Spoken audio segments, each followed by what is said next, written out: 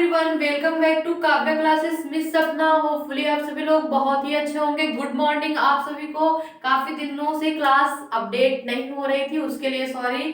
थोड़ा health issue चल रहा है इसलिए क्लास नहीं अपडेट हो रही है, लेकिन आज क्लास आपकी हुई, जो कि जैसे कि हम आपको बता चुके हैं कि जितनी भी क्लासेस अब होंगी, क्योंकि 28 नवंबर को एग्जाम है यूपी टेट का, उसी के बेसिस पे क्या है कि सारे प्रीवियस ईयर क्वेश्चन, जितनी बार जो क्वेश्चन रिपीट हुए हैं वही क्वेश्चन मैं यहाँ पे करवाऊंगी। और इतने इंपॉर्टेंट क्वेश्चन है, सारे क्वेश्चन यहाँ से पूछे गए हैं, बहुत ही बार रिपीट हुआ है। सो प्लीज विदाउट स्किप किए क्लास को अटेंड करिए। क्वेश्चन मस्ट है, एकदम इतना इंपॉर्टेंट है कि क्वेश्चन जरूर से जरूर आपको मिलेगा, नहीं तो आप एग्जाम देकर आएंगे ये जरूर बोलेंगे कि मैम क्वेश्चन तो मिला था। ओके, तो चैनल पे नए हो सो प्लीज चैनल को लाइक शेयर सब्सक्राइब करते रहिएगा आप सभी लोग। तो आज का सेशन हम यहीं से स्टार्ट करते हैं। आइए देखिए स्क्रीन पे क्या है, क्वेश्चन है हमारा। तो आज हम बेसिकली बात किस पे करेंगे, ईवीएस की बात करेंगे। क्या? ईवीएस, इन्वायरमेंट की बात करेंगे। इन्वायरमेंट के कितने क्वेश्चन है यहाँ पे? इन्वायरमेंट के 16 क्वेश्चन हम यहाँ पे देखेंगे, जो कि बहुत ही इंपॉर्टेंट रोल प्ले कर रहे हैं, बहुत ही बार रिपीट हुए क्वेश्चन है, जो कि आपको बहुत ही हेल्प मिलेगी। आप अच्छे से क्लास को अटेंड करिए, बहुत ही हेल्प मिलेगी आपको। तो आइए ईवीएस के क्वेश्चन को देखते हैं। ठीक है, अब जितनी भी क्लासेस होंगी, कभी ईवीएस की होगी तो कभी हिंदी की, कभी संस्कृत की, कभी हर चीज की, मतलब जितने भी सब्जेक्ट हैं यूपी टेट से रिलेटेड सभी की क्लासेस होंगी, आपको पूरी क्लास यहाँ पे मिलेगी। ओके, तो जैसे कि फर्स्ट क्वेश्चन हम स्क्रीन पे क्या देखेंगे, लाल मिट्टी पाई जाती है किस जनपद में पाई जाती है? अगर हम बात करेंगे फर्स्ट क्वेश्चन की, लाल मिट्टी पाई जाती है किस जनपद में पाई जाती है, तो मिर्जापुर तथा झांसी में पाई जाती है। तो क्या लाल मिट्टी कहाँ पाई जाती है?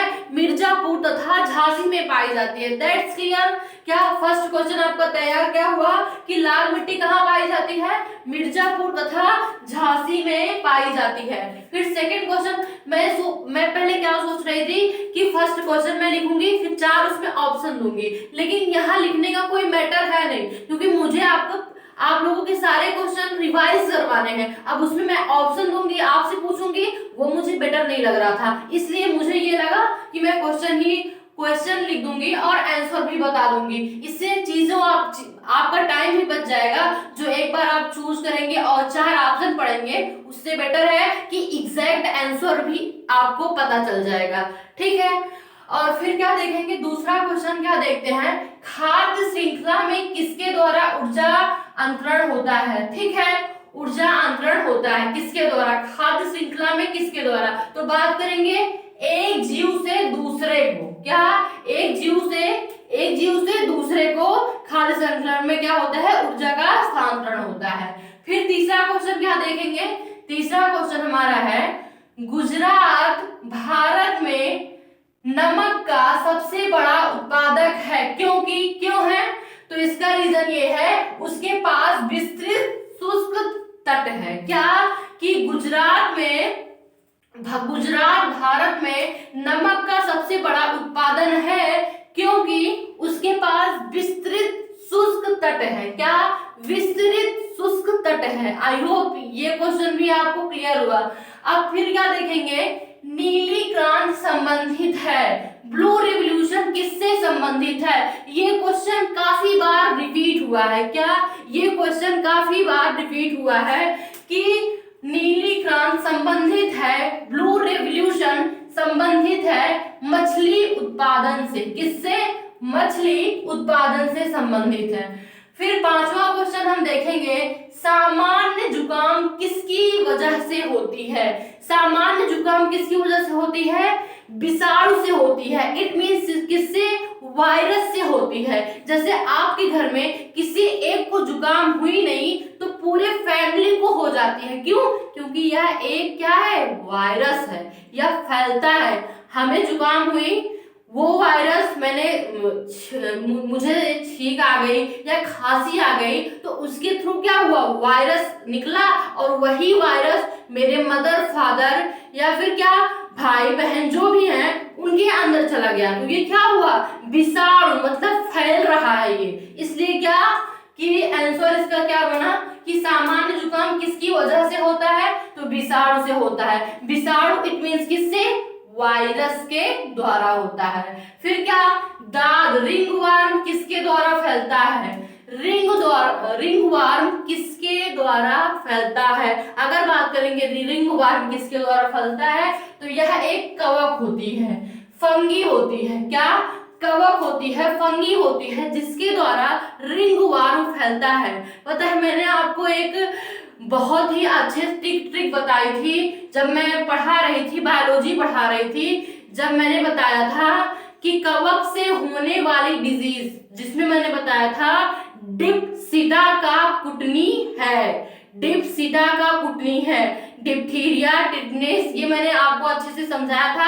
एज ए चार्ट बना के एक एक डिजीज के बारे में आपको बताया था। सो वहां से आप क्लास को कनेक्ट कर सकते हैं अगर आपको ना समझ में आया हो तो। ओके, तो यहाँ क्या देखेंगे कि दाद रिंगवर्म रोग किसके द्वारा होता है, तो कवक के द्वारा होता है। That's clear my point. फिर भारतीय संविधान के अनुच्छेद 20 के तहत अपराधों के लिए दोष सिद्ध के संबंध में संरक्षण संदर्भित है। तो इसका आंसर ये है, भारतीय नागरिकों के मूल अधिकार से, भारतीय नागरिकों को जो मूल अधिकार मिला है उसके आधार से ये आधारित है। ठीक है, यहाँ तक चीजें क्लियर हुई। फिर क्या हुआ, निजता का आधार किस संविधान के अंतर्गत आता है, निजता का अधिकार किस संविधान के अंतर्गत आता है, निजता का अधिकार किस संविधान के अंतर्गत आता है, तो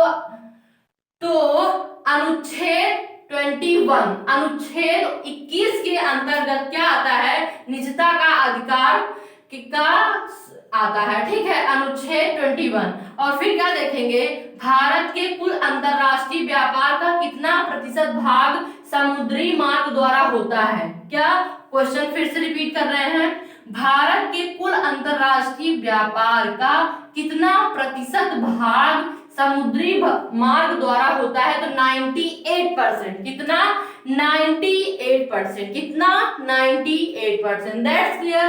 फिर क्या देखेंगे, 73वां संविधान संशोधन संबंधित है, जो हमारा 73वां संविधान किससे संबंधित है, बात करेंगे तो पंचायती राज से संबंधित है। किससे संबंधित है, पंचायती राज से संबंधित है। किससे संबंधित है, पंचायती राज से संबंधित है। ओके, किससे, पंचायती राज से संबंधित है। फिर क्या देखेंगे, राजस्थान पहला राज्य है जिसने, पता है क्या किया था, राजस्थान पहला राज्य है जिसने स्थानीय स्वशासन लागू किया था। क्या, कि स्थानीय स्वशासन लागू किया था अपने यहाँ। कौन, राजस्थान एक ऐसा राज्य है जिसने क्या किया था कि स्थानीय स्वशासन लागू किया था। ओके, और फिर क्या, चिपको आंदोलन किससे संबंधित है, चिपको आंदोलन पता है क्या होता है, चिपको आंदोलन पहले क्या होता था कि ये सॉरी ये चिपको आंदोलन किससे संबंधित है, तो वन संरक्षण से संबंधित है। वन को जब काटने लगे तो कुछ लोग क्या किए, जब वन को काटने लगे तो वहां के लोग क्या किए, पेड़ को ऐसे चिपका लिए एकदम सभी लोग कि मैं कट जाऊंगा लेकिन पेड़ को नहीं कटने दूंगा। तो इसलिए उसका नाम क्या पड़ा, चिपको आंदोलन। सभी लोग पेड़ से चिपक गए तो इसलिए चिपको आंदोलन ऐसा कहा जाने लगा कि चिपको आंदोलन। ठीक है, तो चिपको आंदोलन किससे संबंधित है, तो वन से संबंधित है। वन संरक्षण मीन्स होता क्या है कि वन को बचाना। ठीक है, संरक्षण मीन्स क्या होता है, बचाना, प्रोटेक्ट करना, सुरक्षा करना। Okay, that's clear. फिर क्या देखते हैं, राष्ट्रीय विकास परिषद का गठन कब हुआ था, राष्ट्रीय विकास परिषद का गठन कब हुआ था, तो 6 अप्रैल 1952। ठीक है, क्या, राष्ट्रीय विकास परिषद का गठन कब हुआ था, 6 अप्रैल 1952। यहां तक क्लियर हुआ।